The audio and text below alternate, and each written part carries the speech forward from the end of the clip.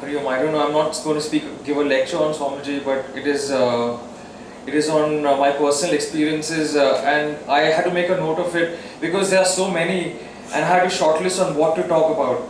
So, so I decided that being a software engineer, I'll go in order, I'll go in sequence. So I'm going to start from the day I was born, and then I'll go to and talk and reach today's day. So, in 1975, Gurudev, I was born, and Gurudev decided to have a naming ceremony up on the terrace. So after that, it was my Upanayanam ceremony, birthdays at Siddhabari, and when I was in Chicago a few years back, I was studying there, and I was lost 10 years back. I was lost, and I went to the ashram there in Chicago, and I mean, you're away from home. You don't feel, you have the disconnect, and suddenly someone meets me. Hey, I was there for your naming ceremony, and I said, yeah, maybe I remember. Yeah. So it was that lost feeling suddenly went away. It was just, he was not there. It was 2001, and you could feel his greatness, his presence. I mean, a mortal, a human being, suddenly gets the importance because of your association with Gurudev. So that was one, and then there are various experiences in Siddhabari. Siddhabari became like a default holiday spot for us. More like a holiday. It was summer vacations. We would look forward to a 2-week stay in Siddhabari because you would get like 5 times a day access to Gurudev. So it was it was in 1985, and we were. I was probably 10 years old, and we were, and there was a Vishnu Sahasranama puja going on, and the weathers didn't seem possible for a yagna, for any puja to happen, and it started drizzling, and the puja wasn't complete. We were doing our archana, and it was a long puja. I think it goes on for an hour at least, and it was at that point. And it was open air. Now the Kamla Hall has covered it up. Earlier it was completely open air. So if it rains, everything would be a disaster. And the lectures would have to be cancelled. And Swamiji just looked up at the sky and with his fiery eyes and like telling Lord Indra, wait, just wait for. And suddenly it stopped drizzling. The wind. I don't know. This is an interpretation. And from not only from me, from a lot of people who were attending, who were doing the puja that day. After that, the puja got over in 15-20 minutes, and the moment it got done and we got up, and we couldn't reach our kutiyas. It was, so he said, I controlled nature for 15 minutes, but nature has to get back, so beyond a point. So it was not, I think Gurudev, we hear Gurudev from his lectures, from his commentaries about the Gita, and it is very intellectually driven. But I'm sure with the examples of, I think Swamiji had had a lot of supernatural abilities which he would never speak about. That is what we are feeling today, which is why the Chinmaya mission today is just growing. It's a when he took Samadhi, he said, don't look at it today, look at it 20 years from now. Abha said 100 years, So, the glory is just going to keep going, up. So, a similar experience. So, that was, I'm just trying to figure out which year I've missed. There are a lot of years left actually. So, it is,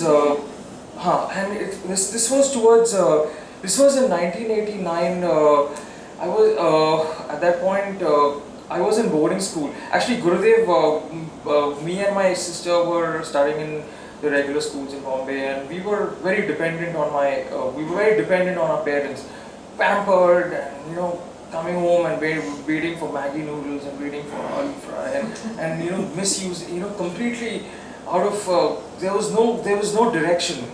And Swamiji called my mother, and my dad is here, and he called him and told them that both your kids are growing uncontrollably fat.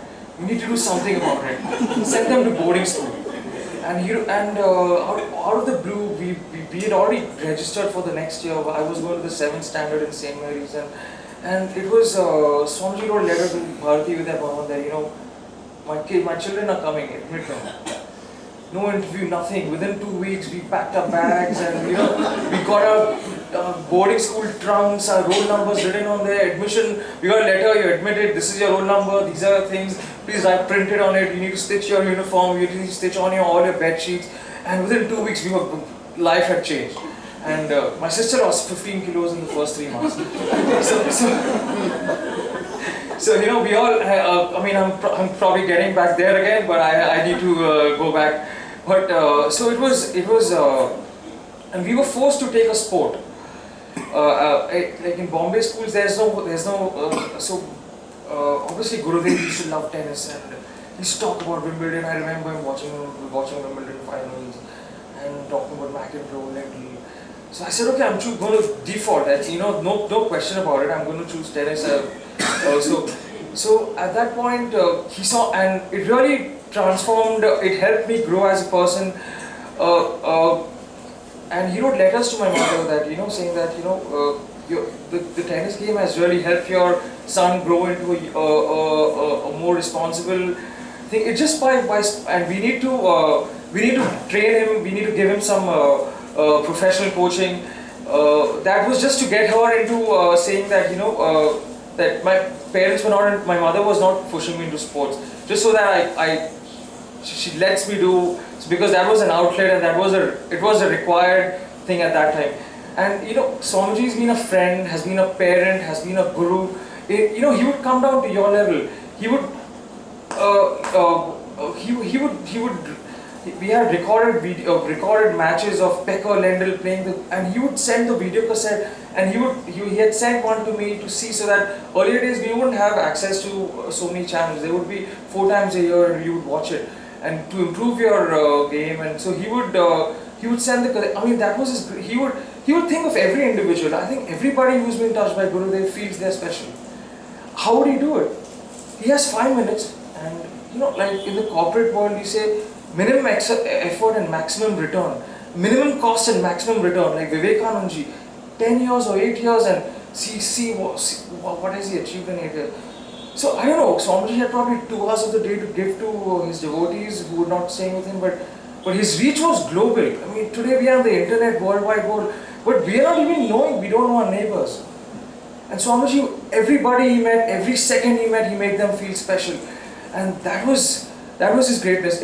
I'm going to skip a few because they're not, because I'm taking a lot of time from the audience, but I have, this is one particular, like a game-changing thing which my whole family has experienced, because in '93 my mother was detected with cancer, and she was operated. We thought they remove a tumor, standard procedure, and she should be cured. It was advanced stage, they couldn't do it. We had top doctors in Bombay, they couldn't do anything. And they closed it up and they said, we have few months to live, 5-6 months to live. At that point, I remember, this was in February '93 actually, just a few months before Gurudev took Samadhi. And my mother took a few sessions of chemo and she lost hair, and my dad saw Gurudev mid of Feb, sometime around that time. I get a call on my landline phone, and it sounded like an STD call with that ring, and I pick it up. I said, who's going to call us?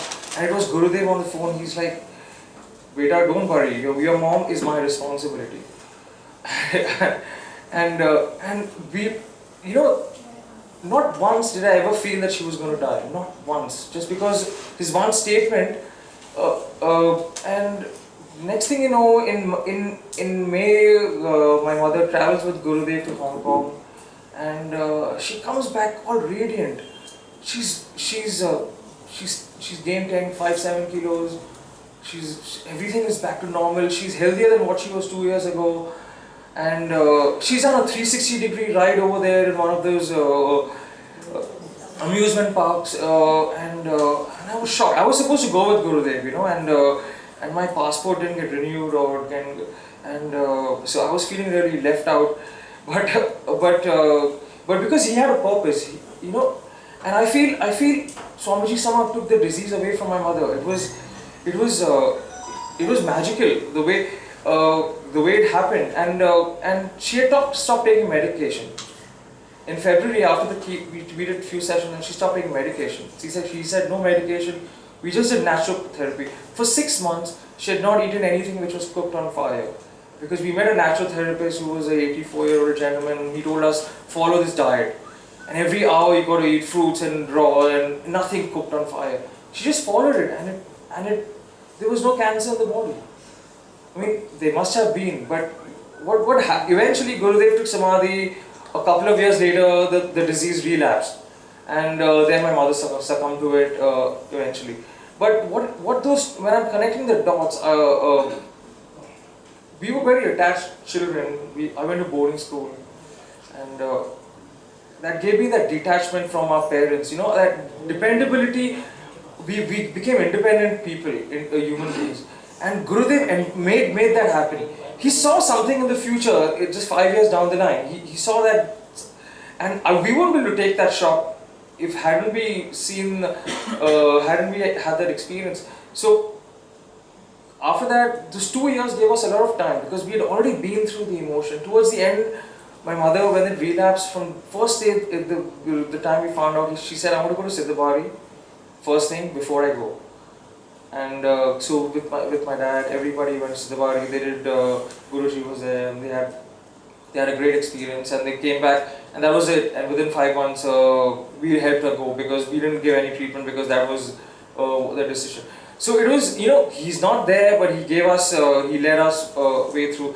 So that's all. I mean, I'm jealous of people who haven't met him and are benefiting so much. And today, when I look back, we have been like spoon-fed, and and if we don't benefit, and I wasn't taking advantage of that fact for a lot of time in between.